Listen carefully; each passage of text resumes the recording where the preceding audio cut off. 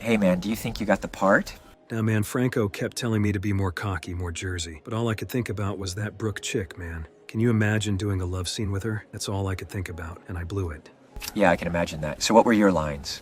It was a small part. Went like this. I'm serious. I lit a whole pile of newspapers. You ever try to light a whole pile of wet newspapers? Smokes like crazy. I got real scared, see? Do you want to hear the wild part? It's like I'm a hero. They thought I saved the whole block. Nailed it. You got the part, young man. That wasn't the first time Tom Cruise used that trick. Before taking a test in high school, he'd talk to the kids who had already taken it and get as many test answers out of them as he could. It's hard to blame him though. He had dyslexia. He was scared to death of being found out. And he had to find a way to succeed despite his dyslexia. On top of his dyslexia, he was bullied for being short and having crooked teeth. The kids ridiculed him. They called him stupid, short, and funny looking. So many times the big bully comes up, pushes me, your heart's pounding, you sweat, and you feel like you're going to vomit. I don't like bullies. I guess he got the last laugh though, right? His father was a special ed teacher, but he got no help there.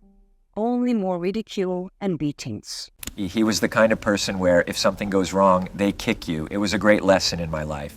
How he'd lull you in, make you feel safe, and then bang. For me, it was like, there's something wrong with this guy. Don't trust him. Be careful around him.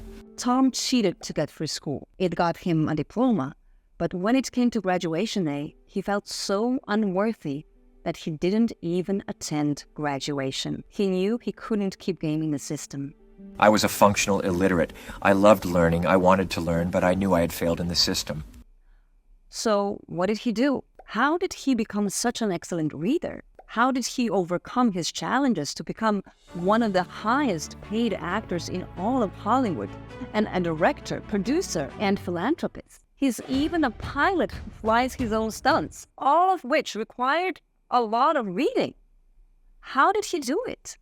I knew that if I didn't solve this problem, the trapdoor was going to open up, and that would be it. Obviously, he solved the problem. We wanted to know how. We dug deep into his method. We wanted to know if they had any scientific backing. And more importantly, will these methods work for others? And where did they come from? Tutors to the stars? Aliens? Special Tom Cruise magic? Let's find out. What we found is that the methodology he used is comprised of three main parts. They're called word clearing, lack of mass, too steep a gradient. Let's examine and scrutinize each. Let's look at the first strategy, word clearing. This epic movie, which Tom Cruise did not star in, explains a neuroscience principle that might be behind why the strategy works. The halfling was dear to you, I see. Know that he suffered greatly at the hands of his host. For Frodo. For Frodo!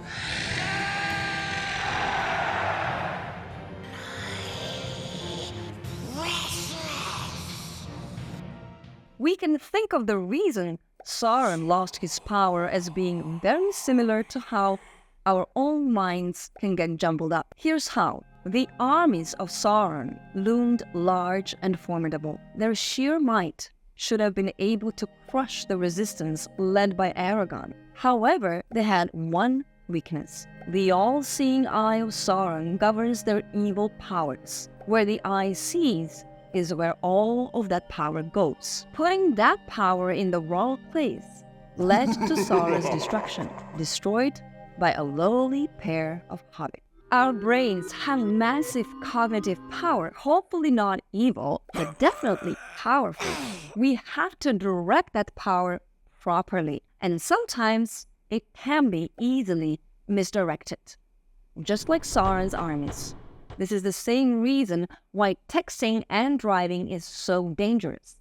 The texting driver, engrossed in casual phone banter, tells his brain to focus on the conversation. His brain, obliged to its master's command, and completely ignores that it is maneuvering a half-ton of steel down the road at a deadly 60 miles per hour. The brain's massive power was misdirected. Now, think about a person trying to read, especially a person who has not built up a lot of automaticity around reading. Their cognitive focus, like the Eye of Sauron, is on understanding the text. However, when they encounter a word that they don't understand, their cognitive focus shifts to that word. That single distraction of not knowing a word or some other fundamental of reading trips up everything. They focus on the bits that are tripping them up and lose the rest. They glean nothing from the text. What did it mean? They have no clue. Reading is one of the most cognitively challenging things that we do. If our mind is elsewhere, even for a moment, we lose context. In neuroscience, this is called the theory of limited attentional capacity. In other words, we are naturally monotaskers, not multitaskers. Multitasking is an illusion created by fast task switching, but there is a cognitive cost to that.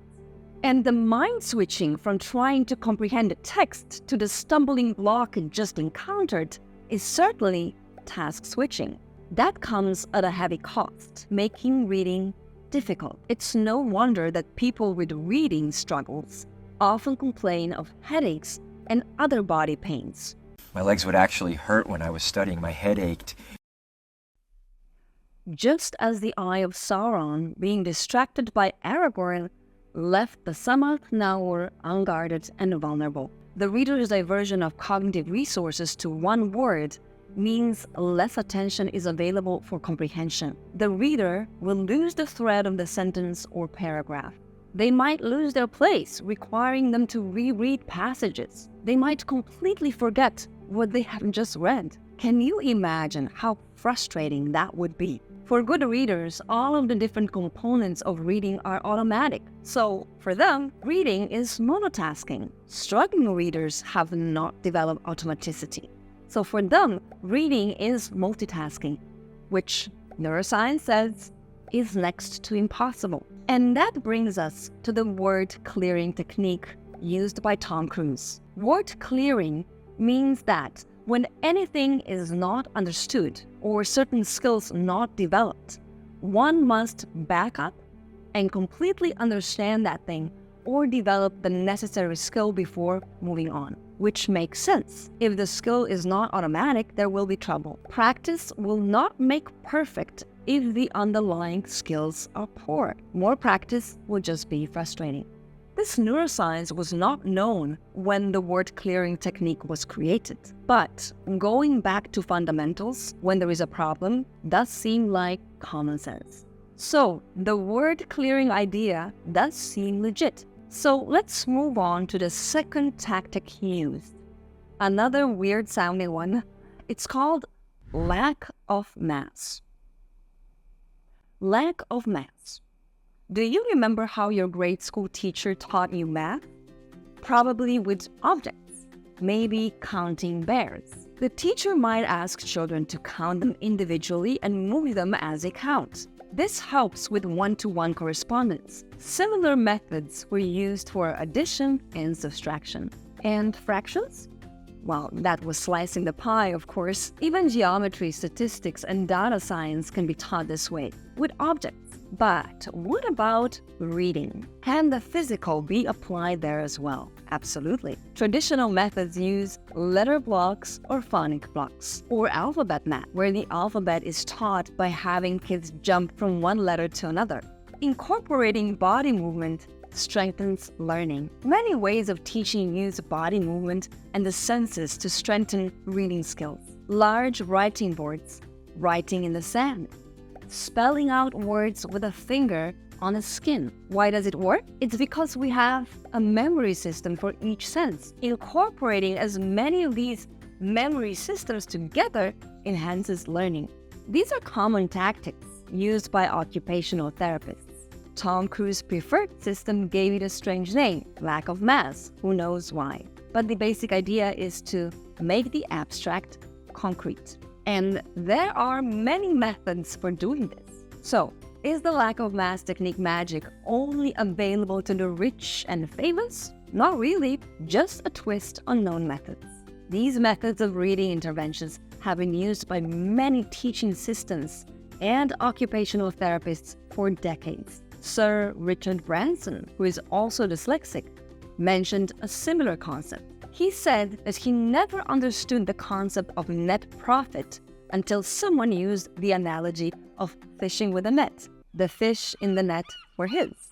The rest were not. This dyslexic business mogul did not understand the concept of net profit until the abstract concept was given mass. The lack of mass technique is about making the abstract concrete. Now, how Sir Richard Branson became a multi-billionaire without first understanding net profit?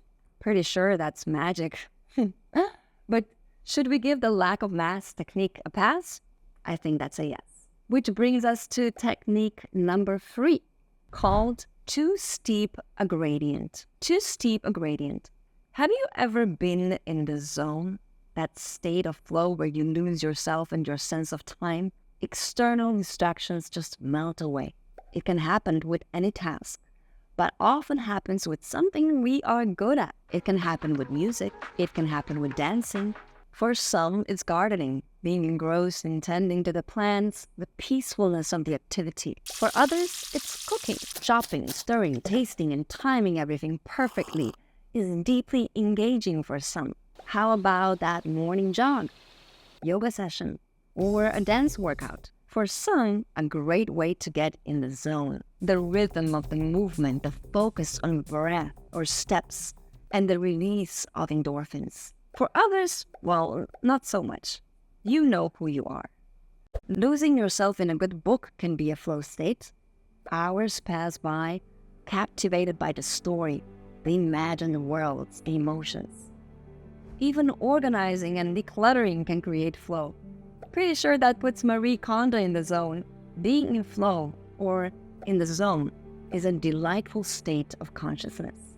This state, popularized by psychologist Mihail Csikszentmihalyi, is characterized by complete absorption in what one is doing, where time, self-consciousness, and external distractions seem to melt away. Complete immersion and focus. When you're in a flow state, your entire attention is absorbed in the task at hand. Everything else seems to disappear. External distractions, including time, recede from your awareness. A sense of control. Despite the challenges of the activity, being in flow gives you a sense of control over your actions and the outcome. You feel confident and capable. Effortlessness. Activities performed in a state of flow feel effortless. Even though you might be engaging in complex or difficult tasks, they seem to unfold smoothly and with a sense of ease. Time distortion. A common experience in flow is altering your perception of time. Hours can pass like minutes, or conversely, time can seem to slow down, allowing you to react more quickly and effectively than usual. Intrinsic motivation. Flow is usually experienced in intrinsically rewarding activities. There's a sense of joy or fulfillment in the activity, regardless of external rewards or outcomes. Loss of self-consciousness. In flow, self-consciousness diminishes. You become less aware of yourself and your problems. This can lead to a state of bliss or a feeling of being at one with the activity. A feeling of reward. After a flow experience, people often feel a sense of accomplishment and satisfaction. This positive feeling can linger, affecting your mood and outlook even after the activity has ended. Enhanced creativity and performance. Flow states are often associated with peak performance and heightened creativity. You may find yourself producing high quality work or achieving superior results. For a struggling reader, all of that is precisely the opposite of what they feel.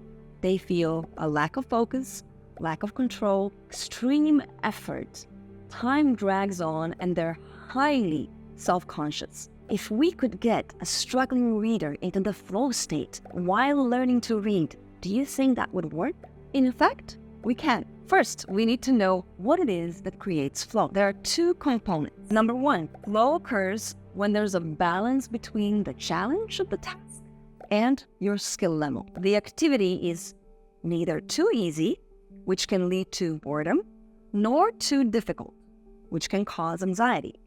It's the Goldilocks principle. 2. Immediate feedback. Immediate feedback on performance provides the clarity needed to stay focused and adjust actions as needed. And there is actually a teaching principle that does precisely that. It's called the zone of proximal development, the ZPD. The ZPD is a concept in educational psychology introduced by Soviet psychologist Lev Vygotsky in the 1930s. The ZPD concept underscores the importance of providing learners with tasks that are challenging yet achievable. The ZPD is difficult to attain in a regular classroom because to reach it, the teacher must constantly analyze the skill level of the student and adjust. If everyone in the classroom were precisely at the same skill level, then it would work. But that happens, well, never. The teacher has to teach to the average skill level, the middle of the bell curve. Those at the edges will have to lose out. And let's not forget, those at the edges include both those struggling and the hyper-intelligent.